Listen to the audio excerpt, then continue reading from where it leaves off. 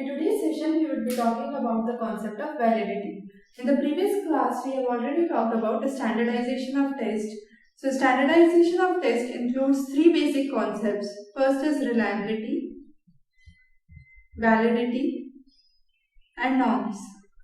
We have already talked about these three terms and the various types of reliability in the previous sessions. Now, let's move on to validity. Validity explains or measures what it is supposed to measure.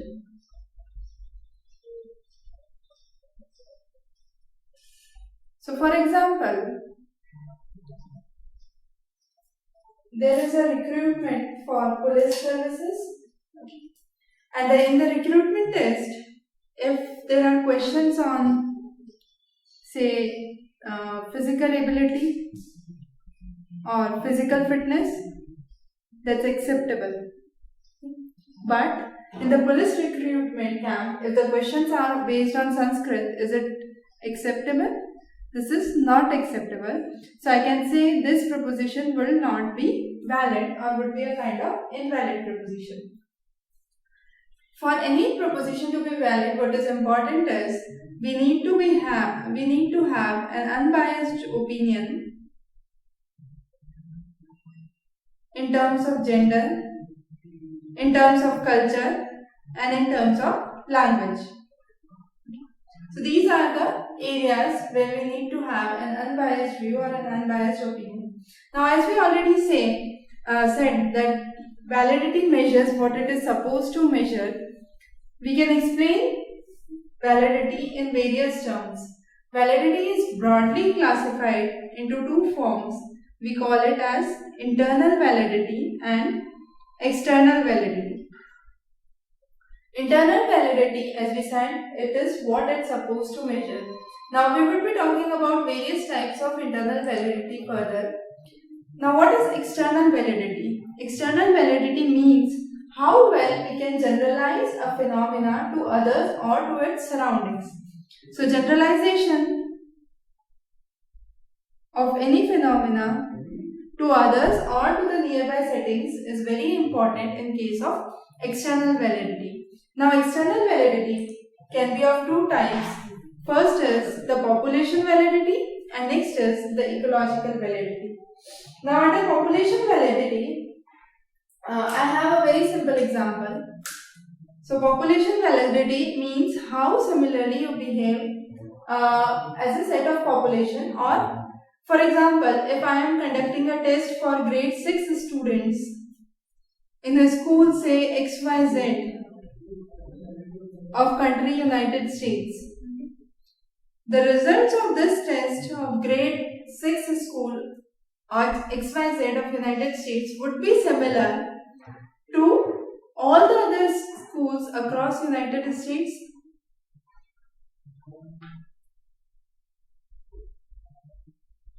And that is how we establish population validity. What we are trying to do is we are trying to generalize this school with all the schools of United States. The next type of external validity is ecological validity. So under ecological validity, what we try to say is, so population validity, as I explained, how well we can extrapolate it to the population as a whole. So I am extrapolating the scores of one score and saying the grade 6 students knows this much in one of the schools of United States. So we can extrapolate that most of the schools in the United States at grade 6 level this is taught and this is the basic understanding they must have. Now ecological validity. Under ecological validity, we try to test the environment and determine how much it influences the behavior. So for example, if there is a classroom setting, you have a teacher with a set of say 6 students. Teacher asks one student to stand up and answer a question. That is a kind of acceptable in this environment. But if the teacher asks the same student to get out of the class, and then then the teacher again asks the same question, what would become? This situation would create much more anxiety or nervousness for this student. As a result, this would lower down the ecological validity. So ecological validity tests the environment and it also finds out how it influences the behavior of an individual. So behavior of the student in the class would be much more relaxed, but if the same student is asked to come out of the class and answer the same question again, he might be a bit nervous why I am out of the class and why I am asked the same question again. Okay. So this would lower the ecological validity. Now these two were the basic types of external validity we talk about. Now let's move on to the concept of internal validity. Under internal validity, the first one that we would be talking about is construct validity. Construct validity means I am trying to associate the test with the theory. For example, if there is a stressful situation that I have encountered, my anxiety level is ought to go up. So that's a kind of construct validity. So under construct validity, what I try to say is, I can say what is the role of police. So policemen are keepers of peace in the society. They are an essential part of the democratic setup. You can say, okay. So these are keepers of peace. Okay. So anxiety is relation to any stressful situation. So what I am trying to find out here is the construct or the base, and that is what is known as construct validity, where we try to associate the test with theory. Now construct validity can be again of two types, convergent and discriminant. So convergent validity implies where the results of any test are similar to the results with the other tests. So for example, if I am taking a test on dominance, I am taking a test on dominance on myself and on the whole group of people or group of class. Now what would happen is, if these tests show a high correlation, I can say the convergent validity is high, because what we are trying to do is we are trying to understand the results of dominance on myself and the group of people who are working with me. On the other hand, the next kind of construct validity is known as discriminant validity. Discriminant validity implies that it does not measure what it is not supposed to measure. That means, for example, there is a reading comprehension question, and this reading comprehension question is not supposed to measure qualitative aptitude or qualitative ability. Okay. So what I can do here is, I can say that giving a reading comprehension test would be irrelevant if I want to judge a quantitative aptitude or a quantitative ability of a person. That means we are talking about discriminant validity, and it does not measure what it is not meant to measure.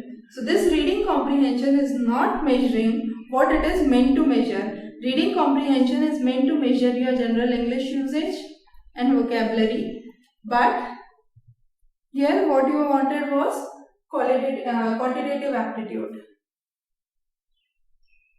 Okay. So that's the difference between convergent validity and discriminant validity. Now let's move on to the next one. The next one, face validity, is also known as content validity. Face validity means a very simple, what is on the face. So what is on the face, what does it look like, is supposed to measure what it wants to measure. For example, the police army usually recruits people of 6 feet and tall. So if there is a 5 feet person, you can visualize and say the person is not fit for police, for the post in police department. Okay. So that is something what is on the face or what is obvious, what it looks like and what it is measuring. So content validity and face validity are one of the same things. The next is criteria validity. Now under criteria validity, what I am trying to do is, I am trying to match the results with other known characteristics. So there can be two types of criteria validity. One can be concurrent validity and other can be predictive validity. As the name suggests, predictive validity, I am trying to predict a later outcome. So for example, if a student is appearing for SAT and he gets a good score in SAT, that means the student probably would have a good GPA in the college. Okay. So if a good SAT score is there, I can predict the person would have a good GPA. If a person scored good in any entrance examination for pre-medical or pre-dental, I can say that person is ought to do good during his medical or engineering profession. So that is what is predictive validity. This result of SAT or any entrance examination is trying to predict a later outcome during what would be his score during his college days. So that is how we understand predictive validity. The next is concurrent validity. Concurrent validity means we are comparing two things, new and old, at the same time. For example, I am doing a research in the field of psychology on intelligence and I devised a test known as ABC Intelligence Inventory. Now what I need to do is, I need to check whether this test is a valid test or not, whether this test measures the intelligence or not. So there can be various ways of doing it. Either I can apply it to the students and see what are the results, whether the results are correlating in an appropriate fashion or not. Or what I can do is, I can compare this with the standard Binet Intelligence Inventory or Binet's Intelligence Test. So when I am trying to use my new test and old test at the same point of time, what I am trying to do is, I am trying to apply the concept of concurrent validity here. So I am comparing the new test that I have designed and the old test that already exists, and this is what is known as concurrent validity. So here what we are trying to understand each of the concepts of validity with a specific example that will help you retain this concept better. The next is formative validity. Now what does the word formative means? Formative means I am having some information, okay, and with that information I am trying to improve the program, I am trying to form something new. Okay. So I am trying to assess how well a measure is able to provide information to improve the program. For example, I am taking a lecture on, say, the field of history. I can improve my lecture on history only if I know something about the independence movement,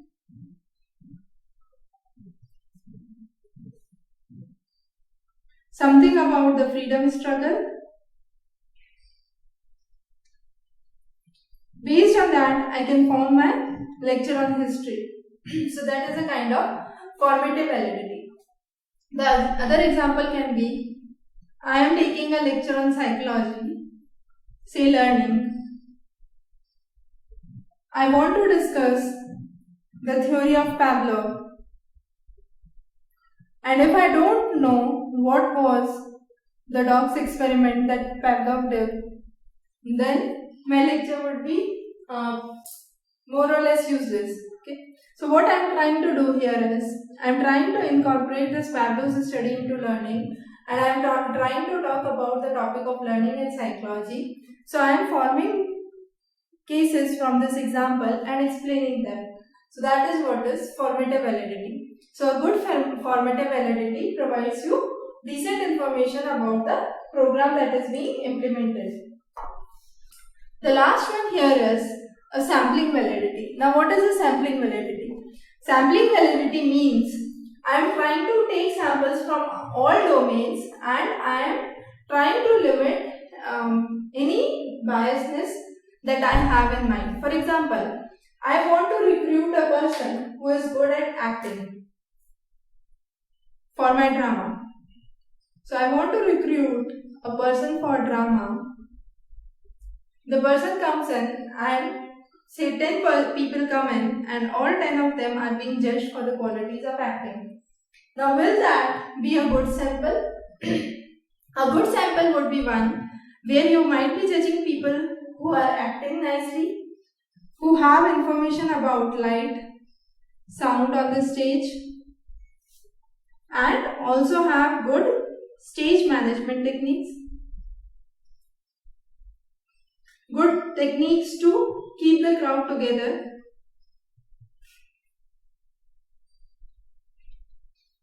So these are some of the things that are required for a person to before the person is producing or providing the drum. So this is what is known as sampling validity. These were the major types of validity that we have covered in this class. We would be talking more about test and its standardization in the further classes. You can subscribe to Exam Base channel for further updates. Till then, have a good day.